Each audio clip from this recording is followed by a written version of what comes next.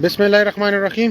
د ټیم موږ موجود یو پیر سباق په مدرسه کې د سنوبر کلی د ټیم سره مولانا صاحب د ډیره قیمتي سرمایه ډیر قیمتي کتابونه هغه د ټیم رس کې 112 نو شرا ټیمز لګیا دي سیفلی هغه محفوظ مقام ته رسي د حواله سره د استاد جنا سبایان خلو چې استاد رس کې 112 کارګردګي حواله سره بیان دی. السلام علیکم ورحمۃ اللہ. زمانو مولانا مجد علی شاری د دارالعلوم رحمت کائنات او محترم خادمین جی موږ د دې ریسکو ډیر زیات مشکور یو چې ډېر پتنګ وخت کې او په ډېر تکلیف وخت کې موږ ته تشریف راوړو. الله دې نور درجات بلند کړي. خدای پاک دې د خدمت قبول کړي. دا زموږ د مدرسې د مکتبې چې کتب دي دا ډېر عظیمه سرمایه ده زموږ د مدرسې دا بیا نشو ملاوي دی. نو د دې موږ مونږ او ډېر په تکلیف سره موږ ته دلته ځان رسولو. الله پاک دې ته د دې ادارې ته او د دې مسلمانانو ته او د سرجي کم د دې د عمله د دې ته خدای ډیر اجر ورکړي. زموږ بهرمن صاحب د پیر سباق ماشاءالله د ډیرو غر کوبو کې د تکلیف سره راغلي دي او د دې دارالعلوم د دې خدمات او د دې مسلمانانو لپاره ډیر تکلیفونه برداشت کړو.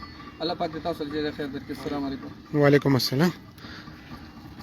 استاد تاسو د قوم باندې سخت وخت تاسو ته پته ده الله طرف عذاب دی د حواله سره عوام ته څه پیغام ورکوي؟ زه عوام ته دا درخواست کوم چې دا مشکلات تکلیفات چې دا د الله جل جلاله طرف نه په دې باندې د رب ناراضي اوسېدل پکار دي. اصل شی د الله کریم جل جلاله رضا ده. په دې څونه تکلیف چې راشي نو رب طرف ته متوجه کېده پکار دي. استغفار ویل پکار دي. الحمد شریف دې ویل پکار دي. رب کریم صفات او دا غي ذکر پکار دي. صرف طرف ته موږ متوجه شو ان شاء الله العزيز دا څونه مشکلات دا به الله په خوشاله بدل کړي ان شاء الله العزيز. جزاک الله خیر. ډیر مننه.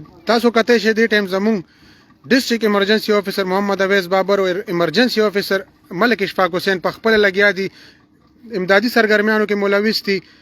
زمون ټول ټیم اکټیو دی. بس تاسو دعاګانو ضرورت ته او کاینډلی خپل خیال ساتئ چې کم ځای ته اوبر راځي کم ځای کې هاي الرټ ته فلډ التنه په ټایم باندې ځان موو کړئ.